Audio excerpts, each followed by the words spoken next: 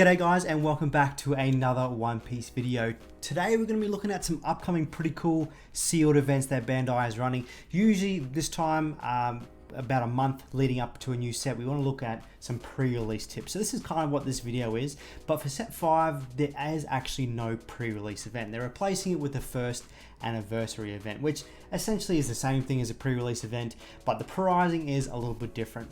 Plus, Bandai's also introduced a sealed event as well, which we'll talk a little bit about just a moment. It does overlap the OP4, OP5 formats. Once we cross over the OP5 format, this video will become very relevant for those events. Let's actually jump over to the website here that we can see in front of us. As we're talking about, the Sealed Battle Volume 1 is basically the new sealed event that Bandai is introducing. It works the same as a pre-release event. You get your 6 packs. But as you can see, the starting date here, the 24th of November, which is OP04 format, and it finishes 17th of December, which is OP05 format. So if you do go to a store that holds it with the OP04 format, go check out our pre-release tips for OP04. Everything you need to know for that event will be in that video. And then if you play it in the OP05 format, this video is the one for you.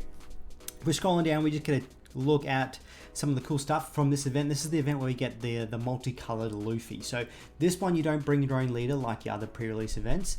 You use this leader and you make a deck out of the 6 packs that you get. Now, in terms of pricing, so you can get yourself some battle kit packs, which has a bunch of these cards in here, some new ones in there, some cool pretty looking artworks. I'll leave a link in the description for this page so you can go check them out in more detail. But the winner gets ourselves a reprint of OP04 Sabo with a nice winner's stamp on it. Now, the event that is replacing pre-release for OP05 is the first anniversary tournament. So this starts on the release date of OP05, which means if this doesn't change, it's only going to be, there's not going to be no pre-release unless they announce some sort of different pre-release thing. This is going to start from release date, so that maybe we're not going to get some early boxes, early stuff for OP05, but we can wait because this set is absolutely crazy. So this is, as I said before, works the exact same as a pre-release event. You bring your own leader, you get 6 packs, OP05, crack them open, build a 40 card deck, no color restrictions, and no amount of copies of a card restriction, so you can run 10 of the same card if you manage to pull that. That's some crazy luck if you do. The only restrictions that are still in place in terms of color or type is if you have a card that says search for a red card, you can still only search for a red card, so keep that in mind. Now, participation stuff for the first anniversary stuff is actually pretty cool. Everyone gets themselves one of these Luffys right here. They also get a first anniversary tournament pack, which has 75 cards in total. Now, we don't know what those cards are as of me recording this video. Maybe some information has come out later. If it does, let us know in the comment section down below. But we do know there's 2 types of cards per pack, and they all have the first anniversary gold stamp on them. Pretty nice. Then you also get yourself a Don pack, which has one of these 2 Dons. And then the winner gets the Monkey D Luffy. This is a brand new promo Luffy, one we haven't seen before. It does have the, as you can see down here, can we make this bigger? We can. We have the first anniversary stamp and the winner stamp. So that's going to be like your pre-release winner, your first anniversary tournament winner card right there. So that is what everyone's playing for. Now, let's talk about some tips and tricks to help you be ready for this tournament. Okay, let's take a squiz at some leaders if you're going to go to the first anniversary event. So this is where you bring your own leader. These leaders here have proven to be pretty good in this kind of format. So Zoro, giving everything a nice buff. Katakuri getting 7k swings, looking at life, so you can kind of manipulate things right there. Kid, probably the best leader there is for this format. You get the double swing in there.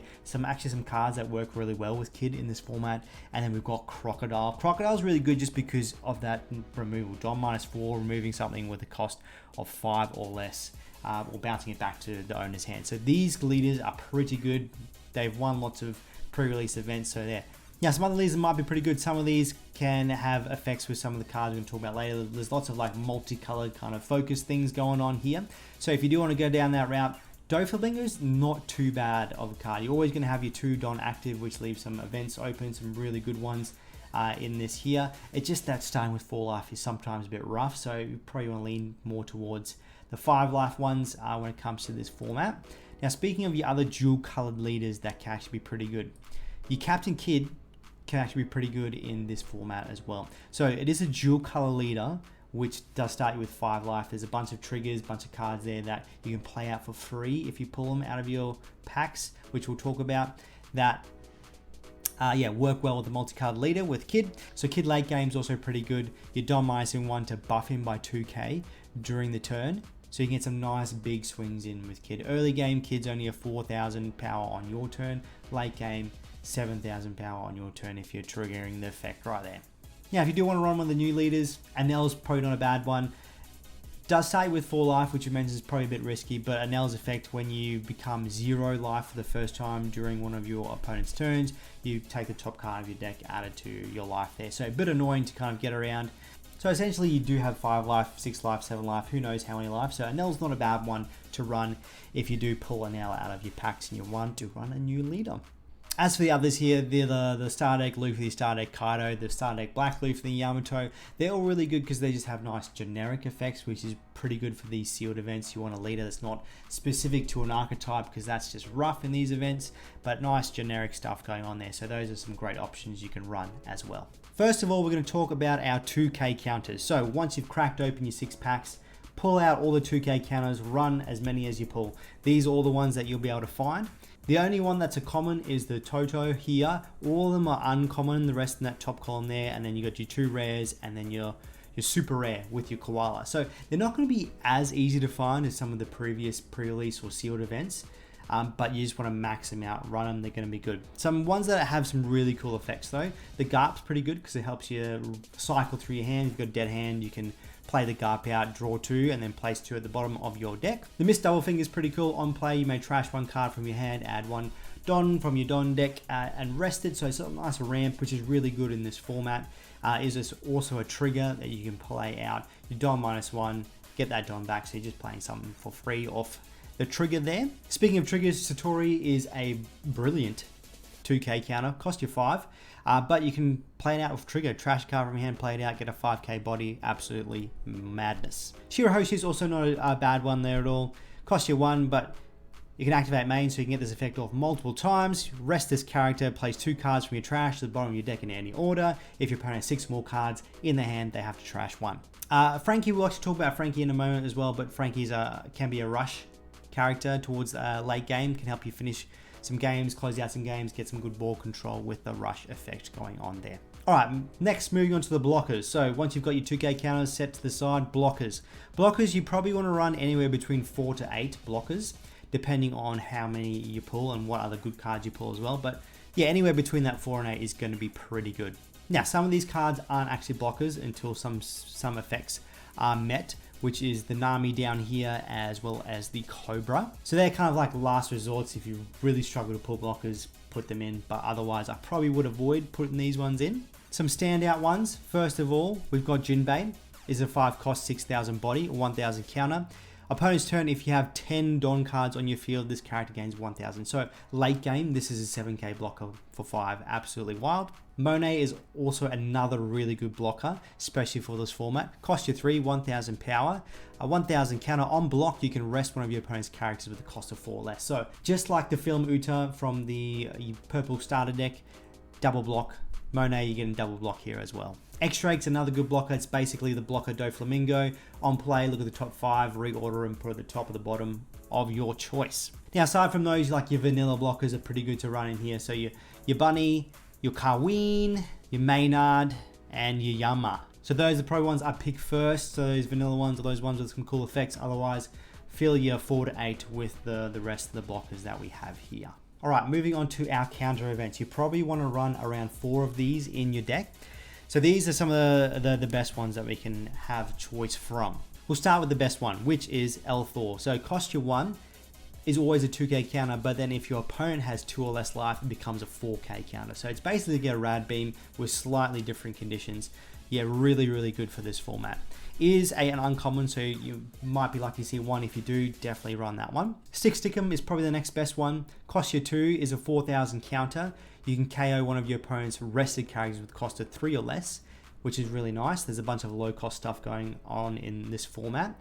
And then the trigger is KO one of your opponent's rested characters with a cost of 5 or less. The trigger is pretty darn good for this one. The next best one would be your Dragon Claw, cost you 2, another 4k counter. Then if you have 15 or more cards in your trash, you can KO something with a cost of 4 or less. So late game, this is actually a pretty good one as well. Now those are the 3 that I'd probably pick first. If you do find yourself lucky enough to pull the rare, because the side of justice will be whichever side wins, nice one of those counters that cost you 0, trash a card, buff something by 3,000.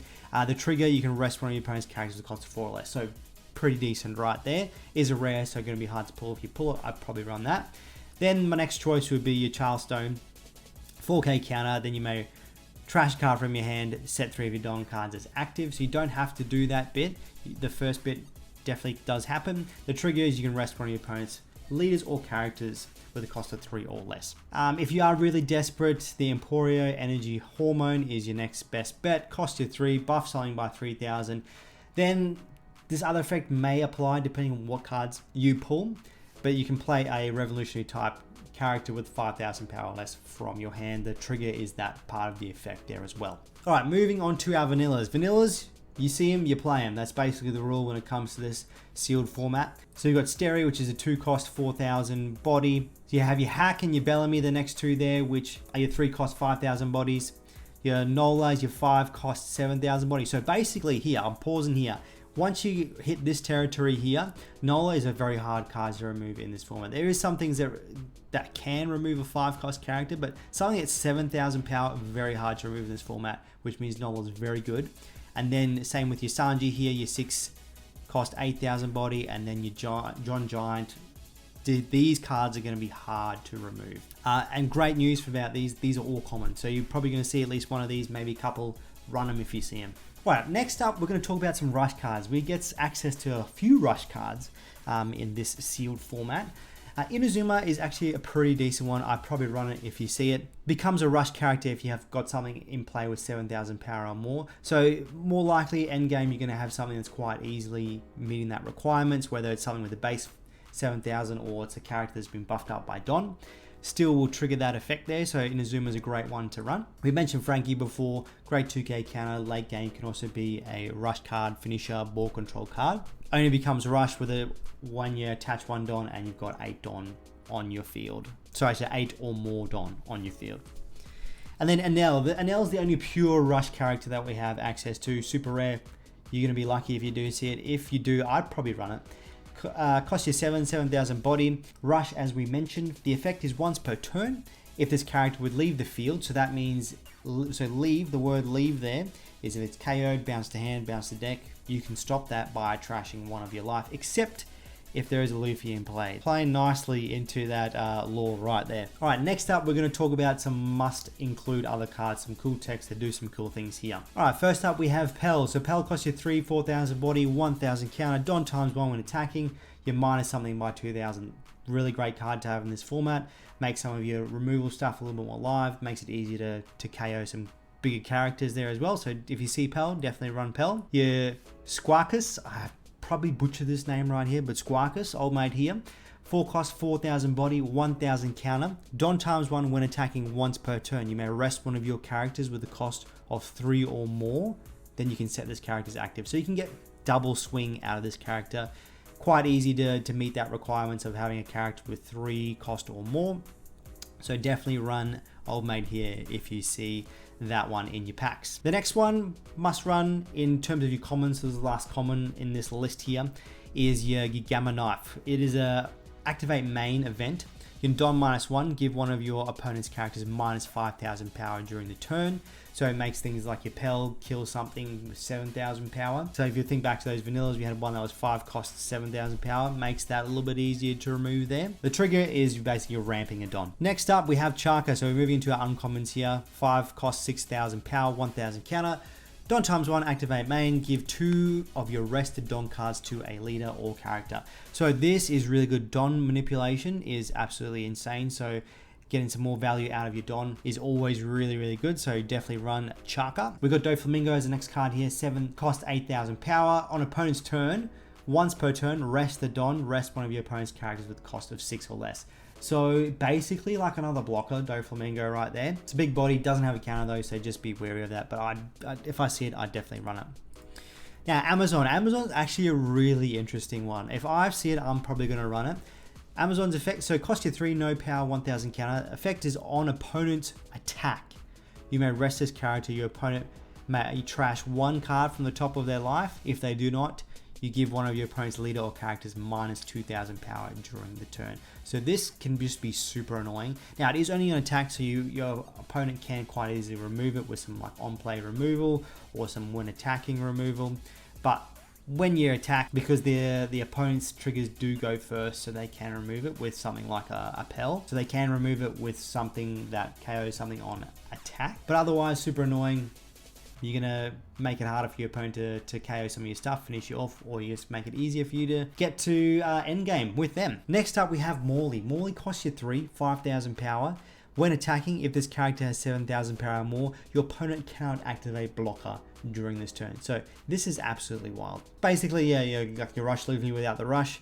Swinging in, there's a bunch of blockers as we saw, but it's really good to have something you don't have to worry about those blockers. The trigger, you can trash a card. Now the trigger only works if you're going to run a multicolored leader, which is great for that sealed event tournament we spoke about. Also great if you want to be a lad and run one of the multicolored, dual colored leaders like your Doflamingo. Otherwise, you're just playing it ordinary right there. Next up, we have Limburg. 4 cost, 5000 power, 1000 counter. When attacking, if this character has 7000 power or more, KO one of your opponent's characters with 3000 power or less. So great form of control there. 3000 power is not that massive, but you've got a Pell there, that's 5000. There's like a Fire Fist that we'll talk about in a second. You got all these 3 cards there. That's 9000 body that you're killing right there. Is a 3-card combo, hard to pull off in this kind of format because you're basically going to be running one of each, but cool if you do. The trigger is the same as the one we just saw. Multicolor leader, you trash a card to play it. Right, Fire Fist. We're getting ourselves another Fire Fist. This one costs you 2 and activate main. One of your opponent's characters gets minus 4000 power during the turn. Then, if you have 2 or less life, KO one of your opponent's characters with 0 power. The triggers activate the main effect right there. So, as I mentioned before, you can combo this with some other cards we've just mentioned. Otherwise, you can just use it to neg something. Early game, it's just going to be that neg. Late game, you can get that KO effect as well. Alright, Isho's the next card that I will definitely run if I see it. Cost you 6, 6000 body, 1000 counter. On play, up to one of your opponent's characters with cost of 7 or less cannot attack until the start of your next turn. That's great. So basically another blocker, beefy blocker. It's got a counter. This card's really good. Definitely run it. Now moving on to the super rares, which are really handy to have. Ulti, 4 cost, 5000 power, 1000 counter. So ulti is really good if you're running a multicolor leader. So if you're good for that sealed event with that Luffy, or if you're running like a Doflamingo or something similar like that. You're on play, if your leader's multicolored, look at the top 3 cards of your deck, add one of them to your hand, then put the rest at the bottom of your deck in any order. So just nice draw power, get a nice 5000 body on board. Barcelona is the last character that's pretty good if you do try to run. Costs you 7, 8000 power, no counter, on play. Place one of your opponent's characters at the cost of 4 or less at the bottom of their deck. So it's basically like 3000 worlds, but it's in a body form and cost you a bit more. Now lastly, we're going to look at some cards to kind of fill the spaces. So we've spoken about all those cards that we need to run. These ones will kind of fill in the gaps here. We'll start with Kuma. Kuma's an on-play KO one of your opponent's characters with 2000 power or less. Once again, multicolored leader trigger, you can play this card out for free. The Doflamingo, little Doflamingo here, costs you 1, 2000 body.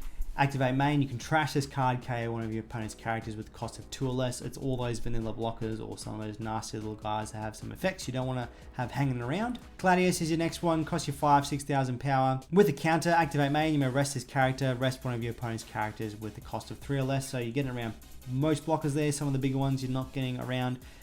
Getting around a lot of like your vanillas and other things like that. So this does rest a lot of things. Nice one to see to fill some gaps in your deck. Stainless, 4 cost, 5000 power, 1000 counter. Activate main, trash a card from your hand.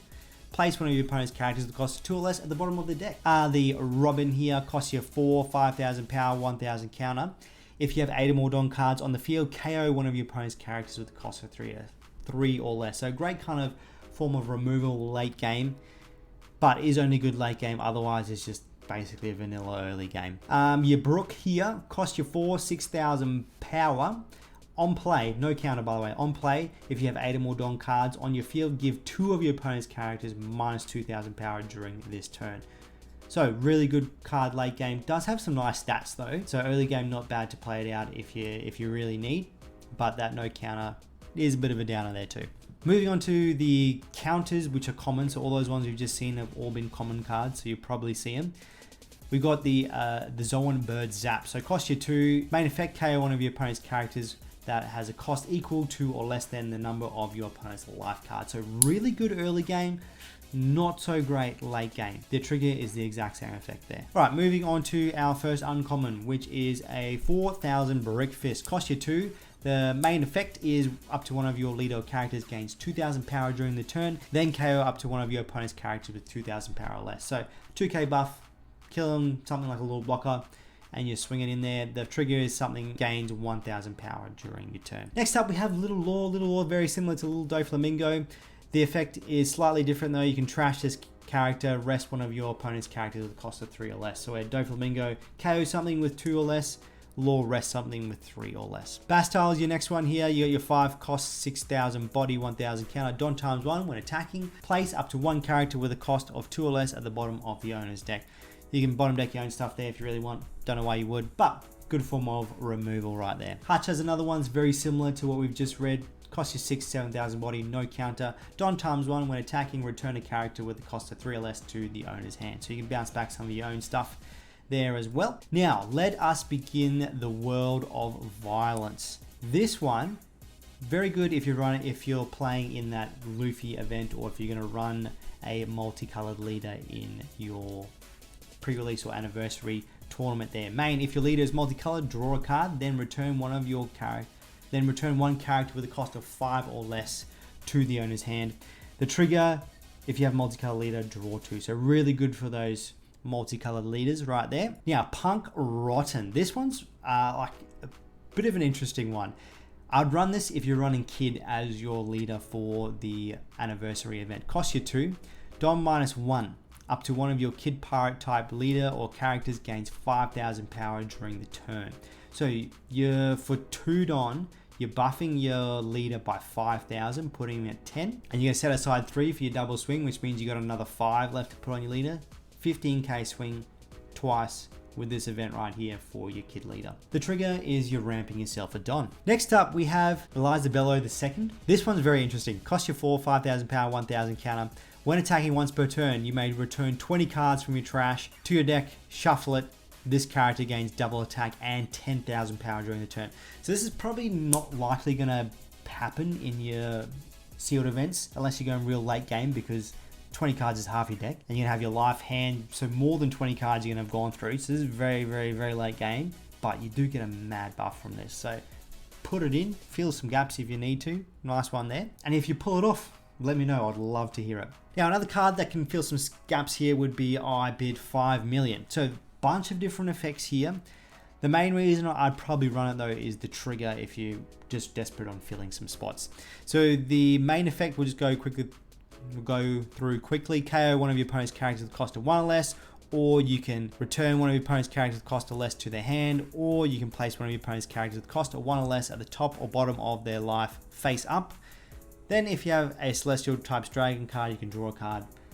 Lots of gibberish, not so great effects there, especially for this seal kind of format there. But as I said, the trigger is probably why you want to run it if you do need to fill some gaps. KO one of your opponent's characters with the cost of 6 or less, or return it to the owner's hand. Great form of removal in that trigger there. All right, moving on to our rares that have been good to fill some gaps. Karasu is the first one here. 4 cost, 5,000 power, 1,000 counter. The on-play effects probably not going to be relevant unless you want to run one of the new leaders. The when attacking is basically if this character is 7,000 power or more, you can minus something by 1,000 power during the turn. That's leader or character as well. Virgo is another great one. 3 cost, 4,000 power, 1,000 counter. Don times 1 when attacking, rest something with a cost of 3 or less. Hina, great for that draw power. Cost you 3, 4,000 power, 1,000 counter. On play, draw a card if you have 5 or less cards in your hand. Houndblaze can be a pretty good one. It's a main only event. Up to one of your leader or characters gains 3,000 power during the turn. Then place up to 1 character with a cost of 2 or less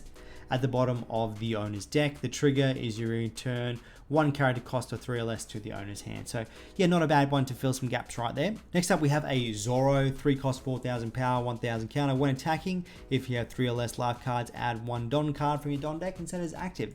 So this one's probably good for those 4 life leaders, just because you'll probably drop down to that 3 life fairly quickly, so you can get yourself some good ramp. Ramp means nice advantage, especially in a sealed format. Now, I do have a searcher on here. When you're at sea, you fight against pirates. So this one is cost you 1. Look at the top 3 for a Straw Hat, Kid Pirates, or Heart Pirates type card, and add it to your hand. Place the rest at the bottom deck in any order. Their bunch of the cards are those 3 types there, so you're probably likely to get a hit with that search right there. So if you're at 49 cards and want to run, you see this in your pile, pop that in there.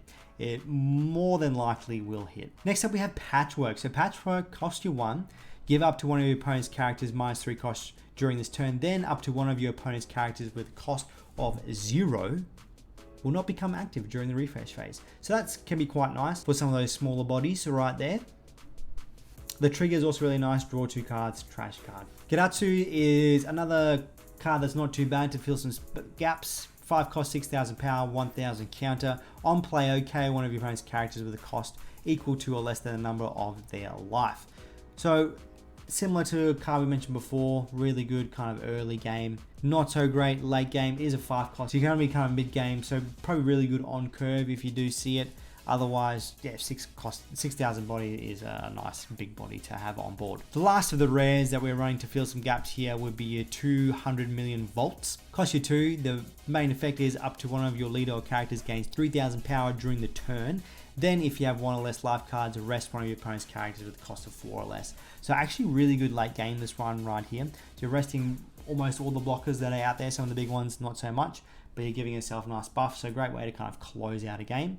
The trigger, you can trash 2 cards from your hand to recover a life. So that's actually not too bad either. Now for the super rares, if you do see a Sabo, worth running. On play, KO up to 2 of your opponent's characters with a total cost of 4,000 power or less. So you can just use it on 1. You can split it between 2k blockers or whatever. So not a bad thing to run there.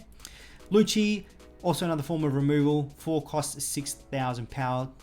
Essentially almost vanilla stats right there. On play, you may place 3 cards from your trash at the bottom of your deck, then KO one of your opponent's characters with a cost of 2 or less, and one of your opponent's characters with a cost of 1 or less. Really good for some small bodies. Otherwise, a fairly nice stat line there. Now, if you do see any of the secrets, probably worthwhile running because they are hefty boys. Luffy is the first one we'll have a look at here. 10 cost, 12,000 power. That's going to be essentially impossible to remove if you see it. The effect is on play. You can don -10, place all your characters except this at the bottom of your deck in any order, then take an extra turn. They activate main once per turn. Rest a don, grab a don from your don deck, set as active. So you're basically going from 10 don to 0 don to 4 don by the time it goes back to your opponent's turn. But yeah, that 12k body, massive, hard to deal with. And the other secret out of this set is your Kaido. Same stats. The on play is draw 4 cards if your opponent has 3 or less life cards, which will be very likely when it comes to that stage in the game when you're going to play a 10 drop body. And that's it. That's our tips and tricks for those upcoming sealed events. Let us know if there's anything we've missed down in the comment section below. Love to hear from you guys. Always learn from the comments. But thank you so much for checking out today's video. Stay beautiful, and we'll see you all in the next one.